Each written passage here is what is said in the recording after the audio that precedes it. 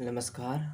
आज हम लोग हजारी प्रसाद द्विवेदी जी द्वारा लिखित ललित निबंध का पूरा भाषण ललित निबंध को पूरा देखेंगे, जिसमें हजारी प्रसाद जी ने नाखून क्यों बढ़ते हैं के बारे में बताए हैं।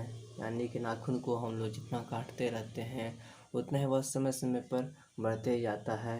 यह एक ललित निबंध है जिनके लेखक हो जाते हैं हजारी प्रसाद द्विवेदी। तो पहले इनके जीवनी के बारे में पढ़ लेते हैं। तो यहाँ पे दिया गया है हजारी प्रसाद द्विवेदी जी के बारे में। आचार्य हजारी प्रसाद द्विवेदी का जन्म सन 1907 ईस्वी में आरत दुबे छपरा बलिया उत्तर प्रदेश में हुआ। यानी कि हजारी प्रसाद द्विवेदी जी का जन्म 1907 ईस्वी में हुआ था। और कहाँ हुआ? तो आरत में हुआ था। आरत दुबे छपरा। आरत दुबे कहाँ पर था? छपरा बलिया उत्तर प्रदेश, यानी कि यूपी में इनका जन्म हुआ था। द्विवेदी जी का साहित्य कर्म भारतवर्ष के सांस्कृतिक इतिहास की रचनात्मक परिणति है। संस्कृत, प्राकृत, अपभ्रंश, बांग्ला आदि भाषाओं व उनके साहित्य के साथ इतिहास, संस्कृत, धर्म, दर्शन और आधुनिक ज्ञान विज्ञान की व्यापकता व गहनता में पेट कर उनका अगाध पंडित नवीन मानवतावादी सर्जना और आलोचना की क्षमता लेकर प्रकट हुआ है। यानी कि इन्हें संस्कृत हो गया, प्राकृत हो गया, अपभ्रंश हो गया, बांग्ला आदि भाषाओं में साहित्य के साथ इतिहास, धर्म, दर्शन और आधुनिक ज्ञान विज्ञान की व्यापकता और गहनता का क्या है? पेटकर उनका अधाम पंडित नवीनतम मानवता सरता आलोचना की क्षमता लेकर प्रकट हुए। यानी कि बहुत सारे चीज़ इन्हें आते हैं। आगे है वे ज्ञान के बोध और पंडित की सहृदयता में ढाल कर एक ऐसा रचना संसार हमारे सामने उपस्थित करते हैं जो विचार की तेजस्विता, कथन के ललित्य और बंध की शास्त्रीयता का संगम है। इस प्रकार उनमें एक साथ किनको? तो कबीर, तुलसी और रविंद्रनाथ एकाकर हो उठते हैं। यानी कि इनको किससे तो तुलना किया गया है? तो कबीर, तुलसीदास और रविंद्रनाथ को अगर एक तरफ मिलाते हैं तो उसके बराबर हो जाते हैं हजारी प्रसाद द्विवेदी जी। यानी कि इन तीनों को मिलाकर हजारी प्रसाद द्विवेदी जी का झलक दिखने को मिलता है। उनकी सांस्कृतिक दृष्टि अपूर्ण है। उनके अनुसार भारतीय संस्कृति किसी एक जाति की देन नहीं है। यानी हजारी प्रसाद द्विवेदी जी के अनुसार है कि जो भारत की जो संस्कृति है एक जाति की देन नहीं है, बल्कि समय समय पर उपस्थित अनेक जातियों के श्रेष्ठ साधांशों के लवण नीर संयोग से विकसित हुई है। किस चीज़ से? श्रेष्ठ साधांशों के लवणों और नीर, यानी कि लवण और नीर यानी कि जल, नमक और जल से निर्मित हुई है। आगे द्विवेदी जी की प्रमुख रचनाएं हैं। यहाँ पे उनके रचना दिए गए हैं। अशोक के फूल, कल्पलता, विचार और वितर्क, ये किनके हैं? हजारी प्रसाद द्विवेदी जी की प्रमुख रचना है। कुटीज, विचार विवाह, आलोक पर्व, प्राचीन भारत के कलात्मक विनोद। ये ध्यान याद रखिएगा, इनसे ये ऑब्जेक्टिव में पूछ देता है। प्राचीन भारत के कलात्मक विनोद के लेखक कौन है? यह क्या है? तो निबंध संग्रह है। ठीक है। आगे वन्य भट्ट की आत्मकथा, चारुचंद्र लेख। आगे पुनर्वाह, आनंददास का पोथा, यह भी ध्यान दीजिएगा, यह भी पूछता है। यह क्या है? तो उपन्यास है। सुर सहित, कबीर, मध्यकालीन बौद्ध का स्वरूप, नाथ संप्रदाय, कालिदास की लालित योजना, यह भी पूछता है, इसे भी ध्यान रखिएगा। आगे है हिंदी साहित्य का आदिकाल, हिंदी साहित्य की भूमिका, हिंदी साहित्य उद्भव और विकास, आलोचना, ऐतिहासिक, संदेश रासक, पृथ्वीराज रासो, ये भी ध्यान दीजिएगा। पृथ्वीराज रासो के लेखक कौन है? तो हजारी प्रसाद द्विवेदी जी। नाथ सिद्धों की बानियाँ, ये क्या है? तो ग्रंथ संपादन है, यह भी याद रखिएगा, यह भी पूछ सकता है।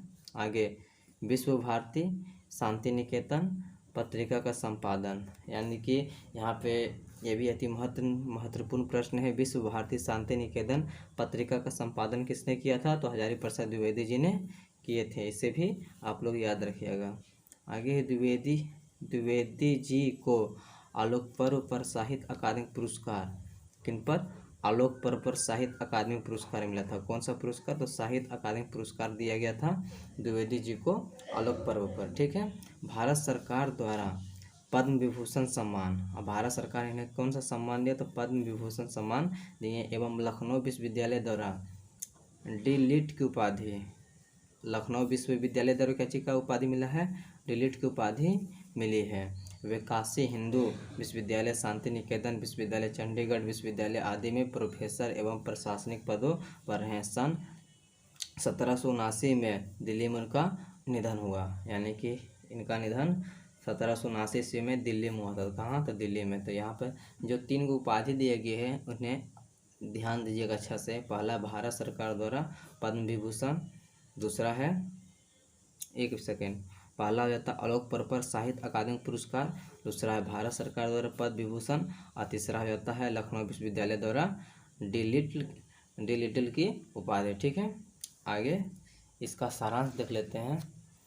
हजारी प्रसाद द्विवेदी ग्रंथावली से लिए गए प्रस्तुत निबंध से प्रख्यात लेखक और निबंधकार का मानववादी दृष्टिकोण प्रकट होता है। इस ललित निबंध में लेखक ने बार बार काटे जाने पर भी बढ़ जाने वाले नाखूनों के बहाने अत्यंत सहज शैली में सभ्यता और संस्कृति की विकास गाथा उद्घाटित कर दिखाई है। एक और नाखून का बढ़ना मनुष्य की आदिम पाशविक वृत्ति और संघर्ष चेतना का प्रमाण है, तो दूसरी ओर उन्हें बार बार काटते रहना और अलंकृत करते रहना, यानी कि रंगते रहना, मनुष्य के सौंदर्य बोध और सांस्कृतिक चेतना को भी निरूपित करता है। लेखक ने नाखूनों के बहाने मनोरंजन शैली में मानव साहित्य का दिग्दर्शन करने का सफल प्रयास किया है। कौन सा शैली में? तो मनोरंजन शैली में मानव साहित्य का दिग्दर्शन करने का प्रयास किया है। यह निबंध नई पीढ़ी और में सौंदर्यबोध, इतिहास चेतना और सांस्कृतिक आत्मगौरव का भाव जगाता है। किसका? तो नई पीढ़ी में सौंदर्यबोध का, इतिहास चेतना का और सांस्कृतिक गौरव का भाव उजागर करता है। तो आगे हम लोग कहानी भाषण की ओर बढ़ते हैं। यह क्या है? ललित निबंध। भाषण है यह, बल्कि ललित निबंध है। तो यहाँ से हम लोग का निबंध स्टार्ट हो जाता है। बच्चे कभी कभी चक्कर में डाल देने वाले प्रश्न कर बैठते हैं। सही बात है, ऐसा क्वेश्चन पूछेगा कि हम लोग को उसका आंसर याद ना हो, यानी कि समझ में ना, ऐसा अटपटांग सवाल पूछ देते हैं। अल्पज्ञ पिता बड़ा दयनीय जीवन होता है। मेरी छोटी लड़की ने जब उस दिन पूछ दिया कि आदमी के नाखून क्यों बढ़ते हैं, तो मैं कुछ सोच ही नहीं सका। जब उनसे उनका बेटी ने पूछ दिया कि नाखून क्यों बढ़ते हैं, तो वह कुछ सोच नहीं पाए थे। हर तीसरे दिन नाखून बढ़ जाते हैं। कितने दिन? 3 दिन होता है तो नाखून देखते थोड़ा थोड़ा बढ़ जाता है। बच्चे कुछ दिन तक अगर उन्हें बढ़ने दे तो माँ बाप अक्सर उन्हें डांटा करते हैं। अगर यानी बच्चे उन्हें नहीं काटते हैं, कुछ दिन बढ़ने देते हैं, तो उनके माता पिता उन्हें डांट लगाते हैं। पर कोई नहीं जानता कि ये अभागे नाखून क्यों इस प्रकार बढ़ा करते हैं। काट दीजिए, वे चुपचाप दंड स्वीकार कर लेंगे। पर निर्जलन अपराधी की भांति फिर छूटते ही ये सेंध पर हाजिर, यानी काट लीजिएगा तो ये एक अपराधी, यानी कि चुपचाप दंड को, यानी कि काटना एक दंडहीन हो गया तो दंड स्वीकार कर लेगा चुपचाप। लेकिन अगर छोड़ दीजिएगा फिर अपराधी की तरह छूटते ही सेंध पर हाजिर, यानी कि एकदम मुहाने पर हाजिर हो जाता है। आखिर ये इतने बेहास्य क्यों हैं? कुछ लाख ही वर्षों की बात है जब मनुष्य जंगली था, यानी कि बहुत समय पहले, यानी कि कुछ लाख वर्ष की बात यहाँ पर की जा रही है। जब मनुष्य क्या थे? जंगली थे, यानी कि जंगल में जीते थे उस समय। वनमानुष जैसा, उसे नाखून की ज़रूरत थी। जब वे जंगल में जीते थे तो उन्हें क्या? तो नाखून की बहुत ही ज़रूरत थी। उसकी जीवन रक्षा के लिए नाखून बहुत ज़रूरी थे, यानी कि उनके बचाव के लिए नाखून बहुत ही उसमें ज़रूरी था। असल में वही उसके अस्त्र थे, यानी कि उस समय उसका अस्त्र, यानी कि मनुष्य का अस्त्र क्या होता था? तो नाखून होता था। दांत भी थे, पर नाखून के बाद ही उसका स्थान था। पहले दांत आता था, सेकंड नंबर पर नाखून का स्थान आता था अस्त्र में। उन दिनों उसे जूझना पड़ता था। प्रतिद्वंदियों को पछाड़ना पड़ता था। यानी उन दिन बहुत सारे मुश्किलों से जूझना पड़ता था और प्रतिद्वंदी यानी कि जो उनसे लड़ने आते थे पछाड़ना पड़ता, लड़ाई करना पड़ता था। नाखून उसके लिए आवश्यक अंग था। उस समय नाखून क्या था, तो उसके लिए आवश्यक अंग था। फिर धीरे धीरे वह अपने अंग से बाहर की वस्तुओं का सहारा लेने लगा और फिर धीरे धीरे औजार बनाने लगे, पत्थर के औजार। फिर उसके बाद लोहा के औजार पर आए। पत्थर के ढेले और पेड़ की डालें काम में लाने लगा। यानी कि जब नाखून से अब नहीं कुछ होने लगा, नाखून के बाद वो धीरे धीरे दूसरे चीज़ पर आश्रित होने लगे, तो उन्होंने पत्थर और पेड़ की डालों का सहारा लेने लगा। रामचंद्र जी की वानरी सेना के पास ऐसे ही अस्त्र थे। उन्हें हड्डियों के भी हथियार बनाए। यानी कि जो वानर सेना थे राम जी के पास, उन्होंने हड्डी का भी औजार बनाए थे। इन हड्डी के हथियारों में सबसे मजबूत और सबसे ऐतिहासिक था देवताओं के राजा का वज्र। सबसे यानी कि ऐतिहासिक कौन था, तो देवताओं के राजा का वज्र था। ठीक है, जो किसके बने थे, जो दादीची मुनि की हड्डी से बना था। जो अस्त्र था वह दादीची मुनि की हड्डी से बना हुआ था। जो राजाओं के पास यानी देवताओं के राजा के पास जो वज्र था यानी कि हथियार था।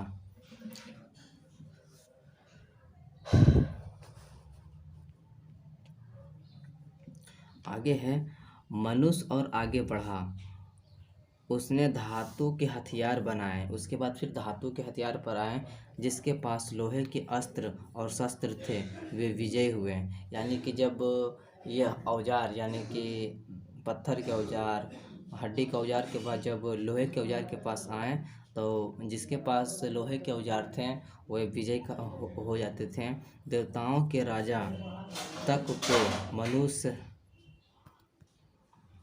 मनुष्य के राजा से इसलिए सहायता लेनी पड़ती थी कि मनुष्य के पास लोहे के अस्त्र थे। यानी कि ये जो देवता के राजा थे उस समय मनुष्य के राजा से सहायता लेते थे, क्योंकि देवताओं के पास लोहे के अस्त्र नहीं थे। मनुष्य के पास उस समय लोहे के अस्त्र थे। असुरों के पास अनेक विद्याएं थे पर लोहे के अस्त्र नहीं थे। असुरों के पास क्या थे, तो अनेक विद्याएं थे, पर उनके पास यहाँ क्वेश्चन पूछेगा क्या असुरों के पास लोहे के अस्त्र थे, तो आप लोग आंसर में लिखिएगा नहीं, उनके पास लोहे के अस्त्र नहीं थे। शायद घोड़े भी नहीं थे। ना असुरों के पास लोहे के अस्त्र थे ना ही घोड़े थे। आर्यों के पास ये दोनों चीज़ें थी। आर्यों के पास दोनों चीज़ें थी, यानी उनके पास घोड़े के अस्त्र भी थे, घोड़े भी थे और लोहे के अस्त्र भी थे। आर्य विजय हुए। फिर इतिहास अपनी गति से बढ़ता गया। नाग हारे, सुपूर्ण हारे, यक्ष हारे, गंधर्व हारे, असुर हारे, राक्षस हारे। लोहे के अस्त्रों ने बाजी मार ली। यानी कि उस समय कौन कौन, नाग हार गए थे, सुपर्ण हार गए थे, यक्ष हार गए थे, गंधर्व हार गए थे, असुर भी हार गए थे, क्योंकि उनके पास लोहे का अस्त्र नहीं था।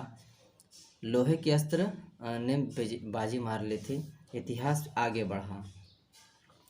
पलीते वाले बंदूकों ने, अब क्या चीज़ आ गए थे, पलीते वाले बंदूक, कारतूसों, तोपों, बमों ने, बम वर्षक वायुयानों ने इतिहास को किस कीचड़ भरे घाट तक घसीटा है।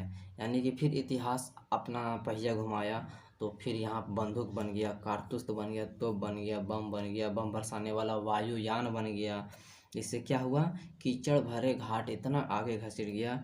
यह सबको मालूम है। आज का यह युग है जिसमें बम बारूद सब चीज़ का इस्तेमाल किया जाता है। नखधर मनुष्य अब एटम बम पर भरोसा करके आगे की ओर चल पड़ा है। पहले मनुष्य का हथियार एक मात्र नाखून से हुआ था, आज एटम बम तक पहुंच गया है, पर उसके नाखून अब भी बढ़ रहे हैं। लेकिन सोचने वाली बात है, हम लोग जब नाखून के सहारे जी रहे थे उस समय भी नाखून बढ़ रहे थे। अब हम लोग एटम बम पर भरोसा किए हैं, फिर भी नाखून बढ़ते जा रहे हैं। अब भी प्राकृतिक मनुष्य को उसके भीतर वाले अस्त्र से वंचित नहीं कर रही है। जो प्राकृतिक है, जो हम लोग का पहला अस्त्र बनाए थे नाखून, उससे अभी भी हम लोगों को वंचित नहीं कर रही है। अब भी वह याद दिला देती है कि तुम्हारे नाखून को भुलाया नहीं जा सकता। वह अभी भी हम लोगों को नाखून बढ़ा के हमें याद दिला देता है कि तुम्हारे नाखून को भुलाया नहीं जा सकता है। तुम वही लाख वर्ष के पहले के नख दंतालंबी जीव हो, पशु के साथ एक ही सतह पर विचरण करने वाले और चरने वाले। ततः किम, मैं हैरान होकर सोचता हूँ कि मनुष्य आज अपने बच्चों को नाखून ना काटने के लिए डांटता है। किसी दिन कुछ थोड़े लाख वर्ष पूर्व, यानी कि जब हम लोगों के पास अपने बच्चे को नाखून नष्ट करने पर डांटता रहा होगा। यानी कि आज जहाँ मनुष्य का बेटा बेटी अगर यानी छोटा बच्चा है जो नाखून बढ़ा लेते हैं तो उन्हें डांट पड़ती है, और यही पहले अगर उनके यानी कि लाखों वर्ष पूर्व जब उनके बच्चे इसे करते थे तो उन्हें डांट पड़ती होगी। लेकिन प्राकृतिक है कि वह अब भी नाखून को जलाए जा रही है, और मनुष्य है कि वह अब भी उसे काटे जा रहा है। वे कमबख्त रोज बढ़ते हैं क्योंकि वे अंधे हैं। नाखून क्या है? अंधे हैं, ऐसा हजारी प्रसाद द्विवेदी जी बोलते हैं। नहीं जानते कि मनुष्य को इससे कोटि कोटि गुना शक्तिशाली अस्त्र मिल चुका है। यानी कि यह तो प्रकृति को नहीं पता है कि मनुष्य को नाखून से भी बहुत अच्छा अस्त्र मिल चुका है। मुझे ऐसा लगता है कि मनुष्य अब नाखून को नहीं चाहता है। यानी हजारी प्रसाद द्विवेदी जी को ऐसा लगता है कि अब मनुष्य नाखून को पसंद ही नहीं करते हैं। उसके भीतर बर्बर युग का कोई अवशेष रह जाए या उसे असह्य है, यानी कि उसे पसंद नहीं है। लेकिन यह भी कैसे कहूँ, नाखून काटने से क्या होता है? यह प्रश्न हजारी प्रसाद द्विवेदी जी के भी मन में आता है। मनुष्य की बर्बरता घटी कहाँ है? वह तो बढ़ती ही जा रही है। मनुष्य के इतिहास में हिरोशिमा का हत्याकांड बार बार थोड़े ही हुआ है, यह तो उसका नवीनतम रूप है। यानी हिरोशिमा का जो घटना हुआ था यह क्या है? तो नवीनतम रूप है। ये बार बार तो एक ही बार ना हुआ था, बार बार तो थोड़ी ना हुआ है। मैं मनुष्य के नाखून की ओर देखता हूँ तो कभी कभी निराश हो जाता हूँ। हजारी प्रसाद द्विवेदी जी जब नाखून की ओर देखते तो वह कभी कभी मायूस हो जाते हैं, यानी उदास हो जाते हैं। ये उसकी भयंकर पार्श्ववृत्ति के जीवन प्रतीक है। आगे, मनुष्य की पशुता को जितनी बार भी काट दो वह मरता नहीं, वह मरना नहीं जानते। यानी कि यह जो नाखून है उनके अनुसार यह पशुता का एक प्रमाण है। जैसे जितनी बार काटो वह मरता ही नहीं है। कुछ हजार साल पहले मनुष्य ने नाखून को सुकुमार विनोद के लिए उपयोग में लाना शुरू किया था। किसके लिए? तो कुछ हजार साल पहले की बात है जब मनुष्य से सुकुमार विनोदों के उपयोग में लाने का प्रयास किया था। वत्स्यायन के कामसूत्र से पता चलता है। किससे? वत्स्यायन के कामसूत्र से पता चलता है कि आज से 2000 वर्ष पूर्व पहले का भारतवासी नाखून को जम के संवारता था, यानी कि उसे सजाता था। उसके काटने की कला काफ़ी मनोरंजक बताई गई है। त्रिकोण, वर्तुलाकार, चंद्राकार, दंतुल, यानी कि वह त्रिकोण तरह से काटते थे, वर्तुलाकार काटते थे, चंद्राकार काटते थे और दंतुल आदि विविध आकृतियों के नाखून उन दिनों विलासी नागरिकों के ना जाने किस काम आया करते थे। उनको सिकथक यानी मोम और अलकत यानी कि आलता से यत्नपूर्वक रगड़कर लार और चिकना बनाया जाता था। किससे? तो यानी मोम और अलता से उन्हें रगड़कर चिकना बनाया जाता था। गौड़ देश के लोग उन दिनों बड़े बड़े नखों को पसंद करते थे। यानी कि करीबन 2000 साल पर पूर्व यानी गोंड देश के जो लोग थे वे बड़े बड़े नाखून को पसंद किया करते थे, और दक्षिणात्य लोग छोटे नखों को, और दक्षिण के जो लोग थे वे छोटे नखों को, लेकिन गोंड देश के लोग बड़े बड़े नखों को पसंद किया करते थे। अपनी अपनी रुचि है, यानी अपना अपना पसंद है, देश की भी और काल की भी, लेकिन समस्त औधोगामी वृत्तियों की ओर नीचे खींचने वाली वस्तुओं को भारतवर्ष के मनुष्यचेती बनाया है। यह बात बताना चाहूँ भी तो भूल नहीं सकता, यानी कि यह बात चाहूँ तो भी भूल नहीं सकता। मानव शरीर का अध्ययन करने वाले प्राणी वैज्ञानियों का निश्चित मत है कि मानव चित्त की भांति मानव शरीर में भी बहुत सी अभ्यास जन्य सहज वृत्तियाँ रह गई है, दीर्घकाल तक उनकी आवश्यकता रही है। अतएव शरीर ने अपने भीतर एक ऐसा गुण पैदा कर लिया है कि वे वृत्तियाँ अनायास ही और शरीर के अनजाने में भी अपने आप काम करती है, यानी कि शरीर चाहे अथवा ना चाहे फिर भी वह इसे काम करते रहती है। आगे है, नाखून का बढ़ना उसमें से एक है, केश का बढ़ना दूसरा, दांत का दोबारा उठना तीसरा। यानी नाखून का बढ़ना जो है एक नंबर पे आता है, यानी कि उसका जो गुण है, और दूसरे में आता है केश का यानी बाल का बढ़ना, तीसरे में आता है दांत का उठना, दोबारा उठना, या तीसरा नंबर पलकों का गिरना चौथा है। और असल में सहजात वृत्तियाँ अनजान स्मृतियों को ही कहते हैं। हमारी भाषा में इसके उदाहरण मिलते हैं। अगर आदमी अपने शरीर की, मन की और वाक्य की अनाशय घटने वाली वृत्तियों के विषय में विचार करे तो उसे अपनी वास्तविक प्रवृत्ति पहचानने में बहुत सहायता मिली। पर कौन सोचता है? सोचना तो क्या, उसे इतना भी पता नहीं चलता कि उसके भीतर नख बढ़ लेने की जो सहजात वृत्ति हैं वह उसके पशुत्व का प्रमाण है। यानी कि जो उसमें जो नख है, यानी कि नख बढ़ने का जो उन्हें काटने की जो प्रवृत्ति है वह उसकी मनुष्यता की निशानी है। और यद्यपि पशुत्व के चिन्ह उसके भीतर रह गए हैं, पर वह पशुत्व को छोड़ चुका है। पशु बनकर वह आगे नहीं बढ़ सकता। यानी कि उन्हें काटने की जो प्रवृत्ति है मनुष्यता की क्या है, तो निशानी है। लेकिन आज आगे है, उसे कोई और रास्ता खोजना चाहिए। अस्त्र बढ़ाने की प्रवृत्ति मनुष्यता की विरोधनी है। अस्त्र बढ़ाने की प्रवृत्ति क्या है, तो मनुष्यता की विरोधनी है। ठीक है, तो आगे बढ़ते हैं। आगे है, मेरा मन पूछता है किस और मनुष्य किस और बढ़ रहा है, पशुता की ओर या मनुष्यता की ओर। यानी उनके आगे यह सवाल उठता है कि मनुष्य किसके, पशु की ओर बढ़ रहा है या मनुष्यता की ओर बढ़ रहा है, अस्त्र बढ़ाने की ओर या अस्त्र काटने की ओर। मेरी निबोध बालिका ने मानो मनुष्य जाति से ही प्रश्न किया है, जानते हो नाखून क्यों बढ़ते हैं? यह हमारी पशुता के अवशेष हैं। या नाखून बढ़ने का जो अथी है, कारण है, यह हमें क्या, तो पशुता का अवशेष देता है।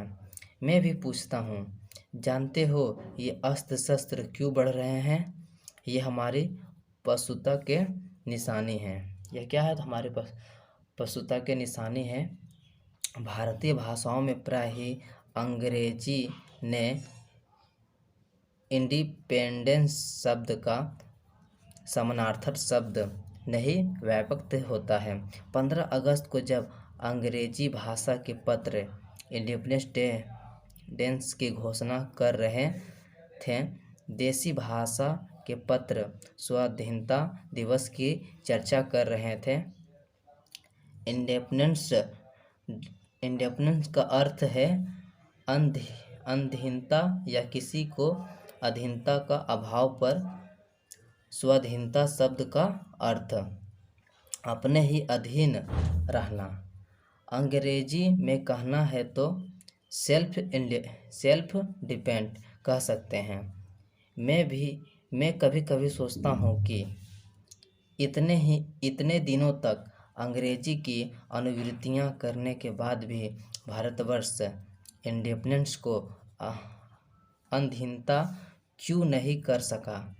उसने अपनी आज़ादी के जितने भी नामकरण किए, स्वतंत्रता, स्वराज, स्वाधीनता, उन सब में स्व का संबंध अवश्य रखा। यह क्या संयोग की बात है, यह हमारी समूची परंपरा है, अनजाने में हमारी भाषा के द्वारा प्रकट होती रही है। मुझे प्राणी विज्ञान की बात फिर याद आती है। इसमें फिर उन्हें प्राणी विज्ञान की याद आती है। आगे है सहजात वृत्ति, अनजानी स्मृतियों का ही नाम है। सहजात वृत्ति किसका? तो अनजानी स्मृतियों का नाम है। स्वराज होने के बाद स्वभावतः ही हमारे नेता और विचारशील नागरिक सोचने लगे हैं कि इस देश को सच्चे अर्थ में सुखी कैसे बनाया जाए। हमारे देश के लोग पहली बार यह सब सोचने लगे हो, ऐसी बात नहीं है। हमारा इतिहास बहुत पुराना है। ऐसा पहली बार सोचा नहीं गया है, यह बहुत बार सोचा गया है। हमारे अस्त्रों में इस समस्या को नाना भावों और नाना पहलुओं से विचारा गया है। हम कोई नौसिखुए नहीं हैं जो रातों रात अनजान जंगल में पहुंचाकर आरक्षित छोड़ दिए गए हों। हमारी परंपरा, महिमामय उत्तराधिकार विपुल और संस्कार उज्ज्वल है। हमारे अनजाने में भी ये बातें एक खास दिशा में सोचने की प्रेरणा देती है।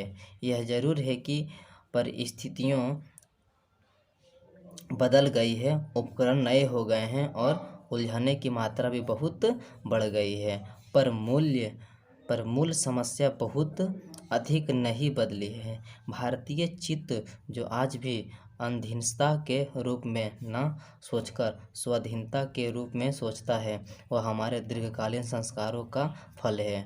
वह स्व के बंधन को आसानी से छोड़ नहीं सकता। अपने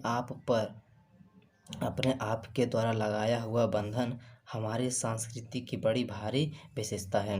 मैं ऐसा तो नहीं मानता कि जो कुछ हमारा पुराना है, जो कुछ हमारा विशेष से है, उससे हम चिपटे ही रहें।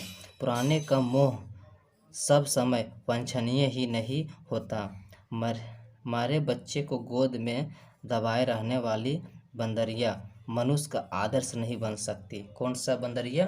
तो मरे हुए बच्चे को गोद में दबाए बंदरिया क्या हो सकती? आदर्श नहीं बन सकती है। परंतु मैं ऐसा भी नहीं सोच सकता कि आज हम लोग यहीं तक रहने देते हैं। आप सभी से मिलेंगे इसके पार्ट 2 में, क्योंकि यह वीडियो बहुत ज़्यादा लंबा हो गया है। तो चलिए जब तक ठीक है। जय हिंद, जय भारत।